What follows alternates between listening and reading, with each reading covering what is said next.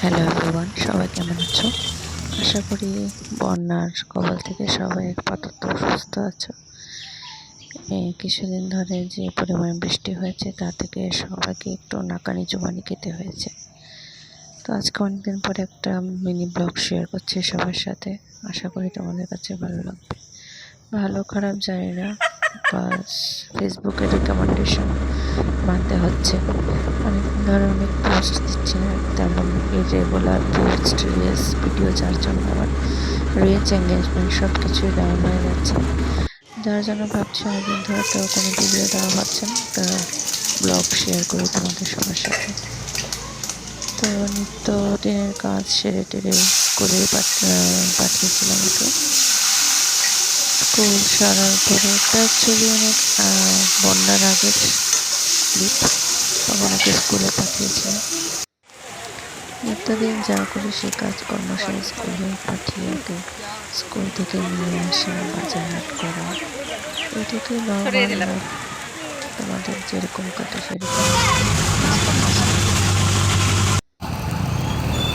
এটা আমাদের নদীটা দেখাচ্ছিলাম, ফ্লাডের সময় তো এটা খুব ফুল হয়ে গিয়েছিল। এখন দেখতে কত সুন্দর লাগছে। যখন ফ্লাড আসে তার ভয়াবহ রূপ তোমাদেরকে ভিডিওতে দেখিয়েছিলাম। তোমরা যারা আছো তারা তো দেখেছো। 1 কেজি 30 বেশি ছোট। 1 বাজারে কেজি 20 সবজির টাকা, 1 দাম কেজি এমনিতেই 20। আগের থেকে চড়া ছিল, এখন বন্যা হওয়ার পর থেকে তার অনেকটা বেড়ে গেছে। মাঝে মধ্যে আমি এখানে এসে ওয়াকিং করতে বেশ ভালোই লাগে। ডিমসাগরে ঠান্ডা একটা পরিবেশ থাকে। তারপর গিয়েছিলাম সায়েন্স সিটিতে। ছেলে অনেক দিন ধরে বায়না করছে সায়েন্স সিটিতে যাওয়া,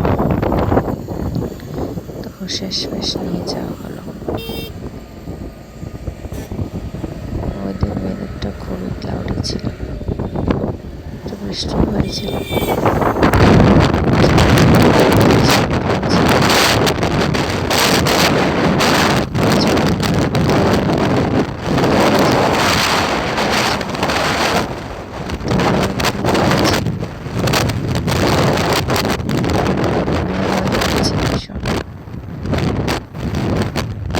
পরিবেশটা বেশ ভালোই লাগছিল।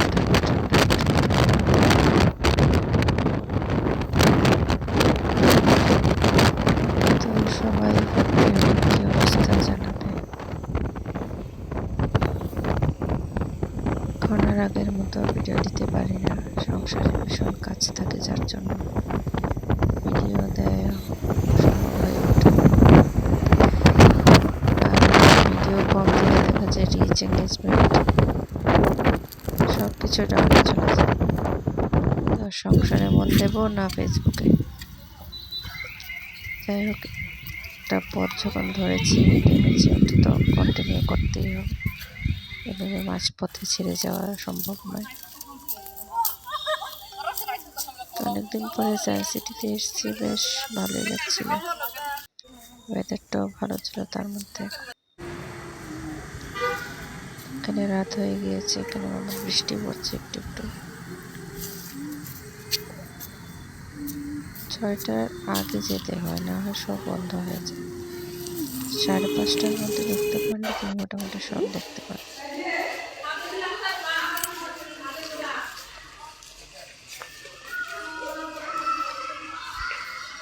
সানডেতে গিয়েছিলাম তো খুব ভিড় ছিল, প্রচণ্ড ভিড় ছিল, প্রচুর মানুষ ছিল।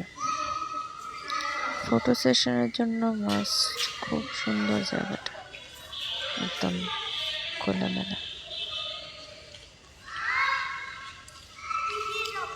তো অনেকে অনেক রকম মন্তব্য করো শুনি, পাড়া প্রতিবেশী আত্মীয় স্বজন সবার সাথে এরকম হয় আমি জানি। প্রত্যেকটা হাউস ওয়াইফের যদি কোনো একটা ইনকামের সোর্স বের করে কিছু একটা ফেসবুকে পোস্ট দেয়, সমাজ উঠে পড়ে লেগে থাকে, তাকে কোশ্চেনিং করে। আমার কথা হলো, আমরা তোমরা যেমন কাজকর্ম করে অবসর সময় বসে ফোনটা হাতে নিয়ে আমাদের ভিডিও দেখো, সেরকমই আমরাও আমাদের বাড়ি ঘরে সমস্ত কাজকর্ম বাচ্চা কাচ্চা দেখে তারপরে যখন অবসর সময় পাই তখনই এসব করি। কাজকর্ম ছেড়ে কেউ এসব করে না। সবাই যার যার ব্যক্তিগত জীবন আছে, সেই ব্যক্তিগত জীবনে কাজকর্ম সেরে উঠেই এসব করে। কেউ ফালতু বসে বসে এসব করে। যারাই করছো তোমরা মনে করছো ওদের লাইফ নিয়ে ব্যক্তিগত কোনো জীবন নেই। ওদেরও জীবন আছে, রান্নাবান্না আছে, বাচ্চা আছে, সব সেরেই ওরা করে। তোমরা যখন অবসর হয় ওদের ভিডিও দেখো, মন্তব্যটা করো, ওরকম ওরাও যখন অবসর হয় তখনই ভিডিও বানায়। তোমাদের দেখার সময় থাকতে পারে, তো ওদের বানানোর সময় থাকবে না কেন? ওটাও কাজের মাঝখানেই বের করে নিতে হবে। যাই হোক, নিন্দুকদের কথা বললে লাভ নেই। নিন্দুকদের নিন্দা করেই যাবে আজীবন।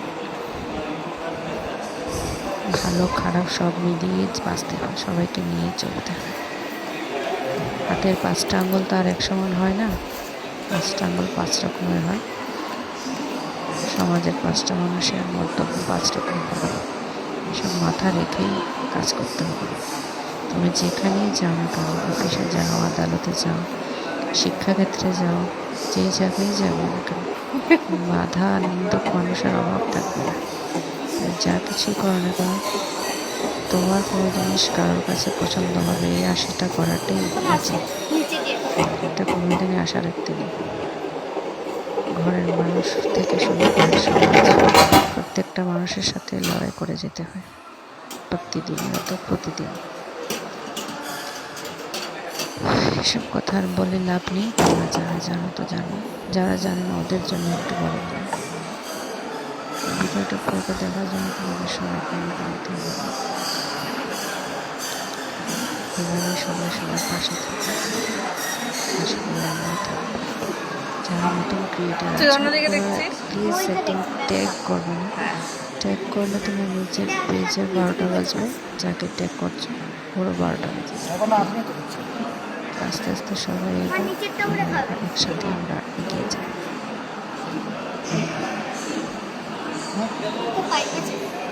তো আজকের মতো এখানে বিদায় নিচ্ছি। সবাই ভালো থেকো।